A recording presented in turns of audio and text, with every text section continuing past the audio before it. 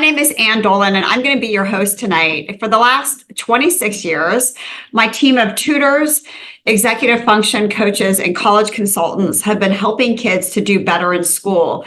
And I and my program managers talk to parents every day. They call our office looking for help. And, we talk about all kinds of things. Usually what parents are worried about is their kids keeping up with schoolwork and turning in their assignments on time, making sure that nothing falls through the cracks. They often call for an executive function coach. But in the midst of these conversations, parents will often share that procrastination is a really big issue for their kids. And so that's what we're here to solve tonight. And maybe if we don't solve it, hopefully giving you some tips that can make it a little bit less stressful in your home. So what happens when we see kids that procrastinate? Often it starts with making excuses. I'll do this later. Sometimes kids think that they have to be in a really good frame of mind to start something. And so they have lots of excuses why now is not a good time. They procrastinate, they put it off. And what inevitably happens is what they think will make them feel better, not doing it right now, actually makes them feel worse because they kind of have it hanging over their shoulders all day. They know that they have to get this work done and they feel guilty. And then when they do get enough inertia to start it, they're in total panic mode because it is at the last minute. And it just stinks for everybody, especially if you as a parent know what's happening. And then the cycle certainly repeats itself. Now, here's the thing with procrastinators. There are really two types. There are kids that are functional procrastinators, and I would argue adults too. And there are people that are dysfunctional procrastinators. So functional procrastinators, not everybody knows it's a real issue. And you as a parent might know that your child is procrastinating, but they kind of get it done. Even if they wait until the last minute, they still manage to eke it out, and their grades are fairly decent. But then on the other hand, we have dysfunctional procrastinators. And everybody knows about these kids. They're super stressed out. You as the parent are super stressed out, and their grades prove it. Even though, like the other kids, they wait until the last minute because they have weak executive function skills, which we'll talk about in a second. They can't typically get it done. And so they turn things in late. They don't turn it in at all. And these habits really affect their grades. So regardless of where your child is on the spectrum, whether they just procrastinate a tiny bit or it's a full-blown problem, we have solutions tonight. So this evening, we're going to talk a little bit about the types of procrastination, but I want to start by discussing why this is an issue in the first place, because it's easy to think, well, if nobody knows about it and it's not such a problem, does it really matter? And it does matter because we know that for kids, the longer they wait to do their work, the worse their grades. There's a tie from procrastinating and GPA. And it's not just that they're not turning in their work or not turning it on time, but also studies show that the quality of their work isn't as good as if they had given it enough time. And that makes sense. Furthermore, studies have shown that procrastination is linked to stress, which everybody has every now and then, but also depression, anxiety, and fatigue as well. So I want to throw in there that the pandemic has made things worse for kids. This is anecdotal, but I will share with you that, before COVID, kids had generally strict deadlines. Something was due on April 15th, and that's when it was due. And if they didn't turn it in, they got knocked down. But during COVID, there were so many flexible due dates. Sometimes teachers would say, just turn it in when you have it done. In some classrooms, this happened a lot in high schools, the work wasn't even due until the end of the quarter. So at face value, we think, oh, that's great. Kids have plenty of time. But for the procrastinator, this was a terrible thing. it really exacerbated the habit of starting too late. And once you get in the habit of doing things at the last minute, you kind of get that dopamine hit at the end for getting it done. It really makes you want to continue with that habit. And so it was a combination of extended and flexible deadlines and the fact that kids were on their electronic devices far more that really we saw procrastination get even worse during COVID, and kids continue with those habits later on. You know, when we think of procrastination, it's easy to think that it is a character flaw, that maybe somebody just doesn't care that much, or perhaps they are just lazy.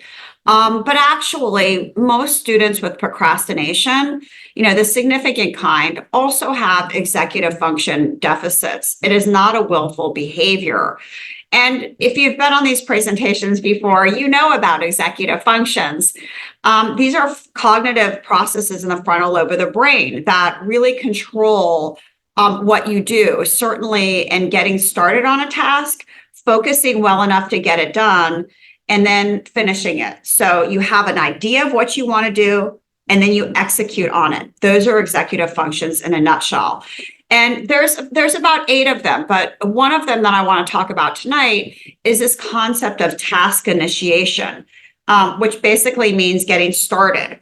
Not necessarily getting started on something that you want to do, because anybody can do that. It's really, can you make yourself get started on something that maybe you don't love? If you can, you likely have pretty good executive function skills. If you can't, you know, it could be that these are issues for you. Furthermore, there are certainly patterns in what kids procrastinate over. You know, certainly when we talk about kids, things that aren't interesting, they will put off. You know, if you love math, but now you have to write a research paper on a topic you don't like, you don't find interesting, you're more likely to put that off. Things that are hard, you really have fallen behind in chemistry, it feels overwhelming, you're more likely to procrastinate on that than a subject that you might like. And then the other thing is subjects that have long-term assignments, and these assignments are multi-step. Those things kids tend to procrastinate. I was, oh, and by the way, if you came on a little bit late, I wanted to mention we're going to do a quiz in just a moment. So if you don't mind getting a piece of paper and a pen, that would be terrific. So you can write down your answers. But my son is here for spring break. He's in college with 2 of his friends. And I said to them, oh, I really would love to give you this procrastination quiz. This is what we're going to do in a second together. And so they're doing the quiz, and we started talking about how they did and some of the issues around putting things off. And they all 3 agreed, and I want to add something to this chart. It kind of depends on whether the task is high or low value. Like if it's a low value task that, you know, a homework assignment that maybe isn't counted for a grade, they may put that off. But if it's a high value task, something that means a lot to somebody, or an assignment that isn't really important to the grade, they're more likely to take action on that. And it makes sense. High value and low value. All right, so is everybody ready? Grab your piece of paper and pencil, and you can read this. I don't know, depending on, you know, how you can view this from your phone or your laptop. But if you go to ectutoring.com/webinar-resources, and Jennifer is going to put the link in the chat right now, at the top of the page, you're going to see the quiz. Click on that quiz, and it's going to take you to a page that looks like this. There's 12 questions. And for each one, you simply have to answer it yes or no. So go ahead and start to take the quiz. Let's do it for about 90 seconds, 2 minutes or so. Go ahead and get started.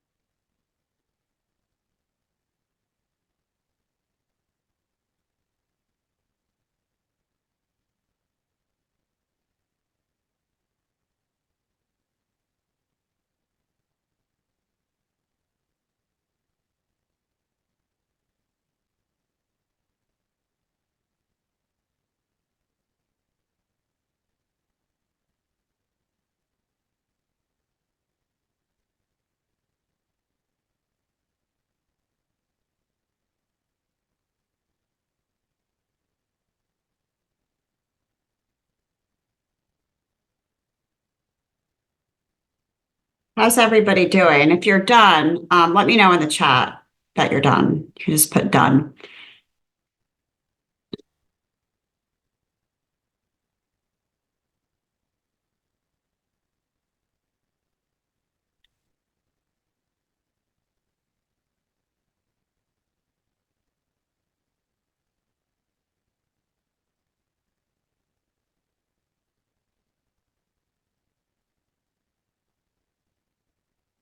Okay, awesome. It looks like we have a lot of people done. Perfect. Okay, so here's what I want you to do. Look at your answers and go to the next page. And it looks like this.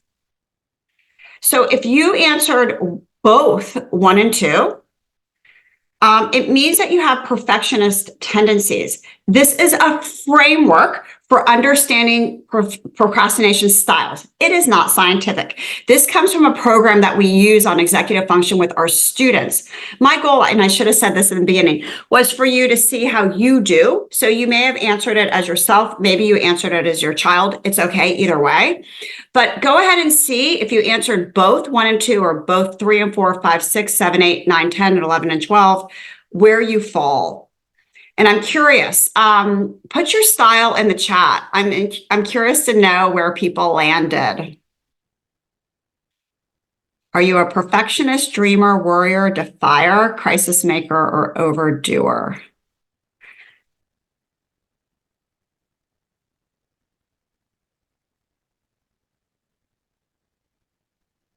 So we have a couple of dreamers, overdoer, a couple of overdoers, perfectionist and a worrier, overdoer, dreamer, crisis maker, perfectionist, worrier, defier, perfectionist.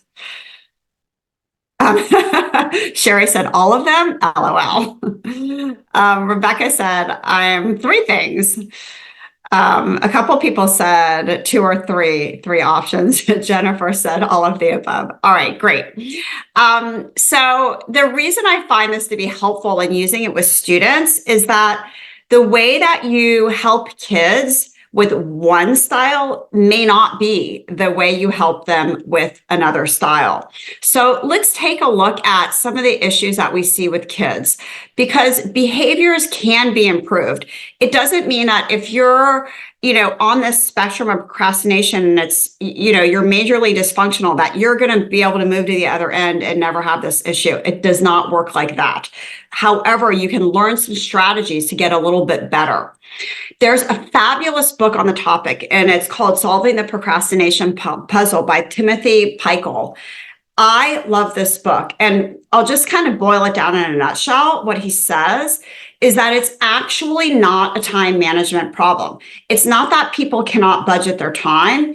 It's that it's an emotion management problem. When it comes down to brass tacks and getting started, it's an issue of managing your emotions to make yourself start on something. So even if your brain says, I don't want to do this, and your brain is upset, and you're coming up with all these excuses, which I showed you in the procrastination cycle, your ability to tame your brain and your emotions and set and have strategies to make yourself get started, those are quelling emotions. And so again, this is a great book, and everything we do with kids is really around that, helping them understand their emotions and really dealing with it so that they know how to better control some of these tendencies. So let's start with the first one, a crisis maker. A crisis maker is super common. And these are kids that like to start at the last minute because that's when they get the most energy. And they don't really have an internal mechanism to tell themselves to get started earlier. So they often need accountability, external accountability. And this is something, our coaches help with in terms of helping them to figure out, when you're alone, how are you going to go about this? With us, we go about it one way, but also kids need to be able to work independently. So they need external accountability and generally some type of appointment, like a friend, an accountability partner. appear to work on something together. When kids go off to college, they utilize study groups a lot, but it's not as much of a thing in high school and middle school, and it should be, because accountability partners really, really help these kids. Because you're saying, hey, do you want to go over this history assignment today at 4? And now you have an appointment, you have an external appointment with somebody. You've probably heard about timers. I always talk about timers. I'm a huge fan. They work for crisis makers because they're an external device. They do not work for people that are super anxious, though. It makes them more anxious. So you can set a timer for a super short amount of time just to make yourself get started. You can use the Pomodoro method, which says don't set the timer more than 25 minutes, because that's really the sweet spot when you're working alone. Anything more than that, all bets are off. And so if you set the Pomodoro for 25 minutes, use this technique, really you need your phone on the other side of the room, you're X'd out of everything, open windows on the bottom of your laptop, and you're working as hard as you can for 25 minutes, and then you take a 5-minute break. And if you can work again for 25 minutes, that's great. But again, a timer is that external force. Other things that help crisis makers are starting on the day it's assigned. And block scheduling can get kids into all kinds of fits, because something's assigned on a Monday, it's due on a Wednesday, the procrastinator starts on Tuesday at 10 o'clock. And that's never good, because they, can't get help when they need it. So often we'll share with kids like, look, you actually don't even have to do the assignment. All I want you to do is on Monday, open up the document and look at it. See what exactly you have to do. Maybe start the first one so that you understand it. And you can look at it and see, oh, wait, this is something different than what I thought. If you need help, you can get help. It's not too late. And so this really invites us to talk about advocacy, which is something that's really hard for many kids to ask for help. They're embarrassed. But I found that email for most teachers works great for kids.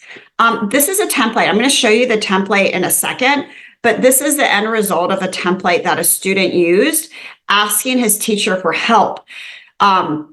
So she said, "Dear Mrs. Smith, good morning. I'm writing to you about my essay on democracy. When I logged into Schoology, it shows submitted. However, it has now been more than 2 weeks and there's no grade associated with this assignment.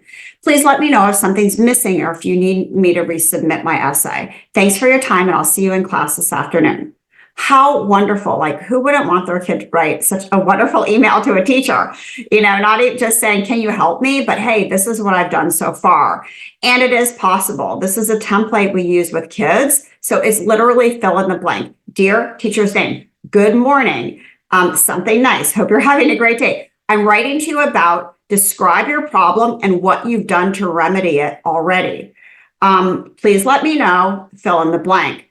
So these types of things, when kids are really afraid to ask in class, and if you say, why don't you email your teacher, they won't do it. This helps them get started. And my experience has been that once kids get some positive feedback from their teacher, they're much better able in the future to reach out for help again.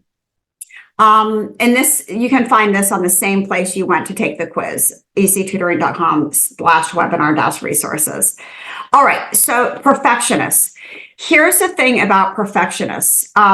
Their behavior can look the same as a crisis maker. They will also procrastinate, but the reason they do it is totally different. The reason they do it is they're nervous that the end result won't be really wonderful. And so they think, I'll just put this off till later when I'm in a better mindset, which we know you're never really in a great mindset. So the trick with the perfectionist is to really talk to them, or for them to have a conversation with themselves before they start the assignment, not during and not after they're in the midst of procrastinating. So before they start, they have to have this agreement with themselves or with their coach or with you as a parent. I will submit this. I am actually going to turn this in today. And ideally, giving yourself a time limit. I'm going to get this done by 8 p.m. And then before you start it, ask, Okay, what is good enough? This is a 5-paragraph essay. Is it okay that I don't have tons of details, but I still have the 5 paragraphs and I have about 5 sentences in each paragraph? That might be good enough. For perfectionists, I think 80% is the new 100%. Just has to be good enough and turned in. That is the real first step for perfectionists before they get started. Now, on the other hand, we also have worriers. Sometimes these two groups go hand in hand, but a worrier does really well, as does a perfectionist, with breaking things down into smaller tasks. It's really hard for them when they see something big to feel like, okay, I've got this. I totally have a plan.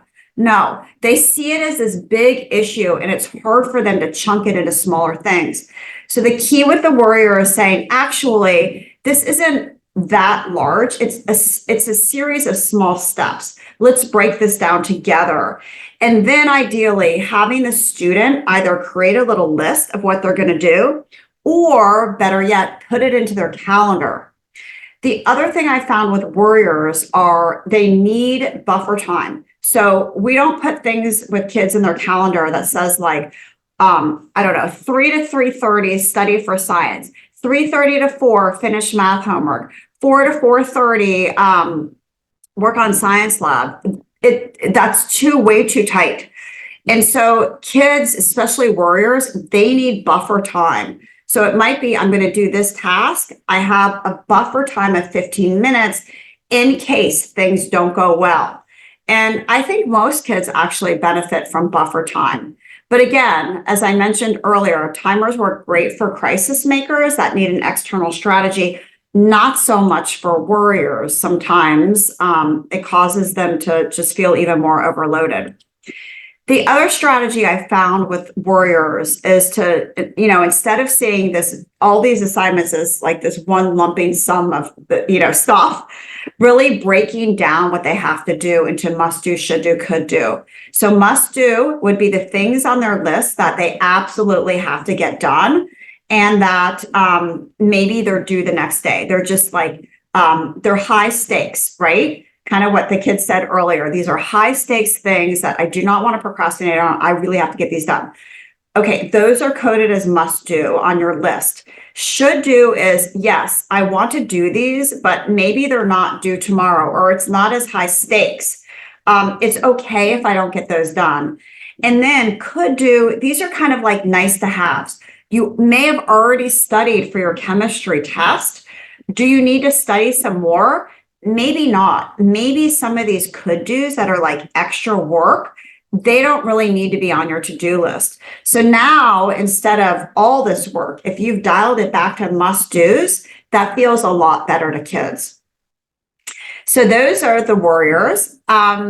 Let's talk about the dreamers. I noticed that many people in the chat said they're a dreamer too. And dreamers benefit from backwards planning, because dreamers often have difficulty with detail. So they don't really think about all the details that are going to go into getting something done.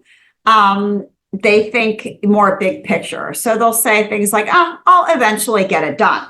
These kids have grand ambitions. And this approach may have worked fine when they were younger because the material was easier. But as the material gets harder and more complicated, dreamers definitely need assistance. So backwards planning means, taking that task. You have a science test on Friday. Let's backwards plan this. What will you do Thursday, Wednesday, Tuesday to prepare? Backwards planning is not just in school, but also things like you want to get your driver's license. What does that look like? How can you backwards plan that? You want to get a summer job. Dreamers, again, have great intentions, but don't get stuff done because they don't have a plan. So you kind of have to backwards plan that too. And then this is a strategy I like a lot called time travel. And it's from the Timothy Pichtel book on the procrastination puzzle. But he recommends using self-talk. So, if I do this, then this will happen. So you're always creating if-then scenarios. And going back to the 3 college students I mentioned in the beginning, when we were talking, some of them, one of them actually did not meet any of the criteria on the procrastination quiz. And he said, I really, really don't like to procrastinate. It makes me stressed out. And another one came in for perfectionist. Another was, and also overdoer. And another one was an overdoer. But what they all had in common, which I found interesting, is they use this strategy if then. If I get my work done by Thursday at 5, then I can be with my friends over the weekend. And for them, they were super motivated about not having anything to do on the weekends and really working very hard and backwards planning their days to get everything done on Thursday end of day. They also said that they learned a lot as they went along in college. And one of them said, I was like really bad at this when I was a sophomore and a freshman, and I really, really struggled. And then I realized like this wasn't serving me well. And I started to see that if I did plan out my weeks better and I went to the library instead of sitting in my room, I had dates on my calendar for study groups. Those types of things helped me a lot, and I was able to get done by Thursday. All right. Another one is called the defier. And these kids are very personality specific. I'm not sure if you have one in your house, but they do not like to be told what to do.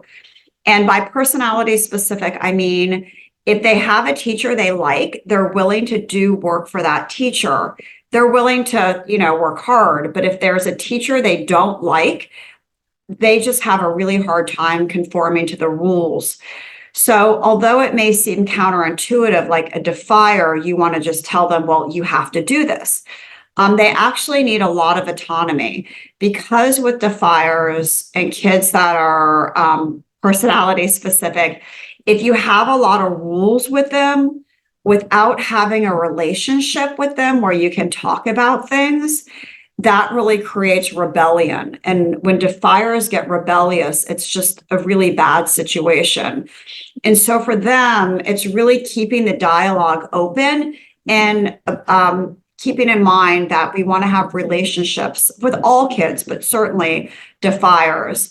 So instead of, why didn't you do this? And you see a bad grade, why didn't you turn this in? Or why didn't you study more? You might say, oh, tell me about what's happening in this class. And, if you hear something like, oh, Mom, you don't understand. Everybody got a bad grade. She is the worst teacher ever. I wrote a great essay and I don't even know why I got a C. It's our natural inclination to say, well, that's ridiculous. She's a good teacher. Don't talk about her like that, blah, blah. But, what we want to say is, I get it. I believe you. I believe that you probably wrote a good essay. And then maybe ask, why do you think she gave you that C? And even if your child says, well, she gave us this stupid rubric, but, she doesn't always use one. And then, you might say, oh, I see, so she had a rubric. And so just by having a conversation and, not fixing the problem, but leading them to consider what the other person is thinking, it can really help to shift their mindset a little bit. So again, leading with, tell me about that. I believe you. Or what makes you say that? Tell me more. I wonder why she did that. Those are all good conversation starters for kids that are struggling with defiance a little bit and maybe a touch of rebellion. All right, so we talked about all the kinds of kids and, these issues that we see with our students. And really the key is helping kids to understand where they fall and then talking about strategies. So these are constant dialogues that we have with kids. And the other big thing we share with everybody, regardless of where they fall, is that, when you're about to procrastinate, you really have to know it. Kind of going back to, it's not a time management issue, it's an emotional issue. But before you realize that, you have to know, okay, I'm about to do this. I'm about to put this off. I'm about to say no to my math homework and yes to TikTok. And when you do that, then you're able to kind of fix the situation. Part of these discussions is also about creating an optimal environment so that you're less likely to be in that situation where, you might have like 10 windows open on your laptop. You've got your phone, you're listening to music, the TV's on in the background, you're texting somebody. Like all these things can be seriously distracting. And the more you have an environment that's distracting, the more likely you are to procrastinate. So one of the discussions we have with kids is about the optimal environment. This is fun thing from our executive function program. It's called the Productivity Planner. And we'll talk about all different things like, do you like total silence? Do you like bright lights? Do you like soft music in the background? Is it better for you when you're working alone with the group? All these types of things. And so we have kids categorize, okay, what helps my focus and what hurts my focus? And then are there things that are kind of neutral? And so it's really having that discussion around, interesting. Tell me about how that helps you. What have you done when you put your phone away? Have you noticed anything? All these things help kids kind of come to their own conclusions without, having to be the ogre and telling them what to do. There's also lots of good apps out there that can help students. These are in the distraction blocker category, and they're honestly all pretty similar. So Focus Booster is actually based on the Pomodoro method of not more than 25 minutes, which I personally really love. So kids can put this on their phone. Self-control is for Macs, and Stay Focused is a Chrome extension. And these are all pretty similar. They allow you to blacklist websites you don't want to go to or only whitelist the ones you want to go to. And then there's an app called Forest, which is for your phone. And it's really novel. It's very popular with students. But when you click on the forest icon, it all of a sudden on your screen, a tree takes over. And this tree is, taking up your whole screen, and you set it for a certain amount of time. So say you set it for 20 minutes. During that time, that 20 minutes, you can't go to any sites. You can't go to Instagram or TikTok or anything. And if you get out of Forest and try to go to TikTok, it will give you a warning and say, are you sure you want to do that? Can you get back to focus? And kids are really motivated by this. It helps them with their own self-awareness. Because if they can get to the 20 minutes, they get a badge, and this tree, the reason it's called a forest is they get this tree that grows to fruition is planted in their forest. And then it will say, oh, that's awesome. Do you want to grow another tree and plant it in your forest? And you can communicate with your friends. You can see how many trees they've grown. It's just really motivating to kids. So that one is called Forest. And then before we go to Q&A in just a second, and if you have a question, please do, or comment, or if you want to talk about the types of procrastinators, throw that in the chat. We're going to go to that in just a second. I want to wrap up by saying that, one of the keys for kids is to really be able to say, yeah, I did this today, but I forgive myself. And the reason it's important to forgive yourself is that studies show that if you constantly beat yourself up, like I stink, I'm always procrastinating. I hate the way this feels. I can't believe I did this again. You actually continue that pattern. However, if you say, you know what, that wasn't a good idea. Next time I'm going to do this instead, and you forgive yourself and you move on, these people performed better on the next tasks and actually procrastinated less than people that did not forgive themselves. And so it's important to, when we talk to kids, to say, you know what, you're right. Today was tough, and tomorrow is a new day. And not really looking back, like, what would you have done differently?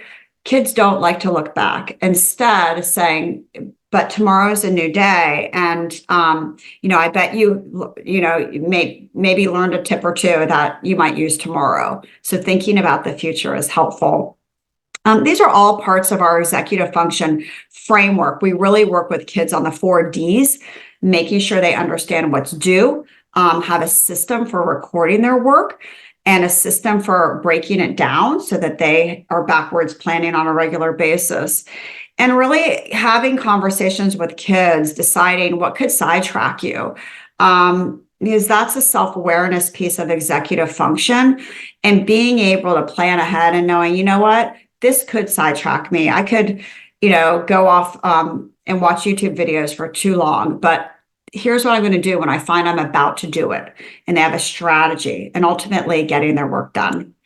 So you can find more about that on our website, ectutoring.com/executive-function.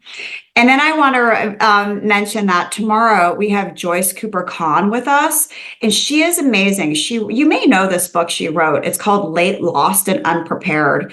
And she's really a big person in the field of ADHD, especially emotional regulation. And she's absolutely brilliant. So I'm like really, really happy to have her as my guest on tomorrow's webinar called Harmony at Home, A Parent's Guide to Emotional Regulation for Students.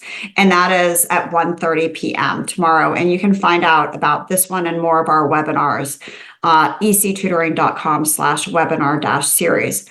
And if we can help you, your child, with any of these issues we talked about tonight, I'm happy to help. I have 3 program managers, Kathy, Jennifer, and Ann Stewart, that all work a lot with these issues, specifically with procrastination and executive function. And they're happy to chat with you. And if we're not the right place for you to land, we'll point you in the right direction. And you can scan this QR code and it will take you to their calendar, and you can set up a 20-minute call. All right, so let's go to Q&A. I'm going to go to the chat and see what we have, questions we have. And at the end, you'll see a survey pop up. And if you would be so kind to take that survey for me to tell me what was helpful, what you liked, so that I can really prepare things even better for next time, I would so appreciate it. All right, so let's go to the chat and see what we have. Let's see. Allison said, I really like you mentioned the ifs and thens because this stuck with me. Thank you. Yeah, I like that too. If I do this, then I can do that. That it kind of goes on with this. There's a lot about habit formation.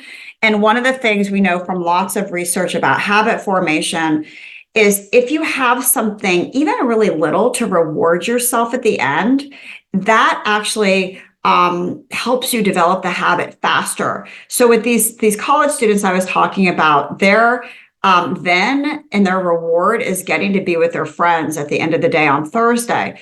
But for other people, it might just be like, oh, I'm crossing this off my to-do list and I got this little hit of dopamine, which makes me feel great. For other people, it might be like, I just need downtime and I want to play a video game for a half hour, or, I'm going to have a snack right now. All those things are rewards, and it's kind of like part of Allison, as you mentioned, the if then. What about overdoers? What's the best strategy for an overdoer? It's interesting because, a lot of kids fall into overdoers, and part of it is maturity, because you often lack the confidence to say, I can't do that now. Like if somebody says, hey, do you want to go, I don't know, you want to go to Chick-fil-A really quick? Or, hey, can you get on this group call? Or can you do this for me? And kids often feel like, I have to drop everything and help you with this, because they think other people are depending on them. And so it really is conversations around, tell me about that. Is that something that you wanted to do in the moment? How did that feel when you did it? And a lot of times kids will say, I was really mad at myself because I didn't want to do that. And then you might say, one thing I do when people ask me is I say, oh, let me think on that and get back to you. Or I'll say, oh, shoot, I can't do that right now. Could I help you with that tomorrow? And then usually it goes away. So it really is a conversation with kids, just talking about ways they can deal with that in the moment instead of saying yes to everything. Somebody said, thank you for the Forest app. Good. I'm glad you like it. Rebecca said, how do we help kids develop intrinsic motivation? And so intrinsic motivation is really our internal drive to do something because we really want to do it. It's not because there's a carrot or a stick dangling in front of us. So there actually have to be three things that are present in order for an internal motivation to happen. So they are autonomy, purpose, and competence. So autonomy means that you have to feel like you have a choice in the matter. You have to feel like if you need to do your chemistry assignment, is your parent telling you, you better do this right now, get to work, buddy, you're not turning this in late? Or do you have a little bit of leeway and maybe it's like, yeah, you could start now, you might start in a half hour, and you're kind of able to manage it a little bit on your own. You have choices. That's autonomy. Number two is purpose. Do you see the reason behind it? So even if you don't love chemistry, but you realize, I don't love this. I might not ever use this in my life, but if I get a decent grade in this, it's going to help my overall GPA. And I do want to go to college. And seeing kind of like the purpose outside of it, that helps, or that, often we have the most internal motivation when we just love the thing we're doing. We love art and we're able to do that. But sometimes you can motivate yourself with things you don't like to do. And then the last one is for academics, it's really the content and it's really around competence. So again, I'll use the chemistry example. If you're working in chemistry, do you feel like you have the skills to do it? Do you feel like you know it well enough to get it done independently? That's competence. And when you feel like you're pretty good at something, you're going to be naturally motivated to do it. And so, not everybody is naturally motivated in chemistry. But if you have somebody who can explain it to you on the side, or you can get extra help when you're really struggling, and you can practice it and do it over and over to the point where you're good enough and you can get it, that also helps with your level of motivation. What if your child has a rebuttal or a joke? And you try to give them guidance and that the child is actually pretty funny. I don't know. I'd probably just kind of like have a conversation around it still. And sometimes kids have ways of pushing us away. Sometimes it is like getting us off track with a joke. It could be like walking away from us, shutting the door. And oftentimes, maybe not that situation, but when kids don't want much to do with us. It's easy to think like, oh, I'm not going to communicate with them. I'm just going to step back and not have a dialogue. But actually, we still want to continue the dialogue with our kids, even if they do push back on us, for sure. And so, we often think I'm going to lean back, but we do want to lean in and really check on them and say, hey, I just wanted to, how are you doing? I've been thinking about you today. Anything we can say, I'm so glad you're here. This is an important topic. Anything like that to get them to open up and not to pass judgment, but just to earn their trust. All right. Allison said, this is where your tutors and executive function coaches come in hand surrounding building competence. Yes, I mean, certainly, competence is a big issue, especially if it's in a subject that kids don't love, and they can't dig themselves out of, like math-based science, a foreign language, a subject where they don't have the foundation. It's going to be hard for them to fix it themselves without extra help somewhere along the line.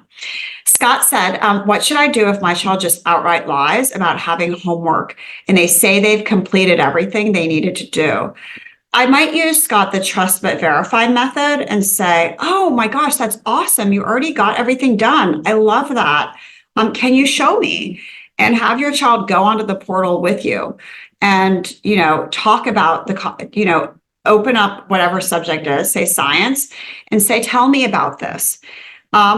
Oftentimes when we go onto the portal by ourselves, we see things that may not be accurate, like they haven't turned something in. Maybe they did turn something in and it hasn't been graded. But if your child is really outright lying to you, I wouldn't punish. And, there's not a lot of research that says punishment makes it better. I definitely wouldn't reward the behavior, but I would set up a time to have a conversation with him and talk about it and really find out what's happening. Often kids are in avoidance mode for one of two reasons. Either they're like so far behind because they don't have the executive function skills to keep up, or they do not have the competence piece and they don't understand the subject. Sometimes it's a little bit of both. So you kind of have to figure out, where is this coming from? And once you have a conversation, I would absolutely reach out for help, because if your child's lying to you, it's a sign that there's something much deeper happening. And having somebody work directly with your child, so you're not having to be the ogre overseeing every last thing. You're kind of taking on the role of homework police, and that's, nobody wants that role for sure. Do you have any advice for teens that procrastinate and go through all the stress, upset emotions, very last minute, all-nighters, but still get a good grade? Pretty much too smart for their own good. Jennifer, this makes me think about the situation I had. This was a number of years ago, and it was at George Mason High School, which is now Meridian High School in Falls Church. And they had like this day where they had all these different speakers and parents could rotate this throughout the speakers. And so I think I spoke to 4 different groups of parents. And in this one group, these parents came in, and they came in with their older daughter. They also had a daughter at the high school, but the older daughter was a freshman at JMU. And we were talking about these issues. We were talking about strategies. And all of a sudden, she just broke down in front of everybody. And she started to cry. And she said, I know exactly what you're talking about. She said, because we were talking about procrastination, she's like, I did this in high school and I totally got away with it. I would do things at the last minute. I would, put off stuff, and I would always scramble and get it done. And I thought I was all the wiser.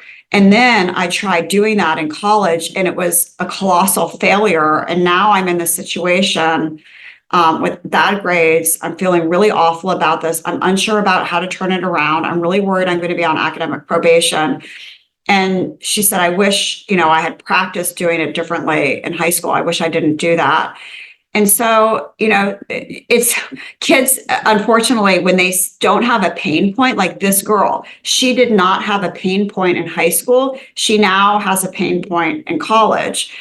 So for your child who, doesn't see a problem with it, honestly, it's really hard to say you need to do things differently from you. She could perhaps benefit from a coach, somebody else who works with her on these things that's not you. She might take direction from that person better.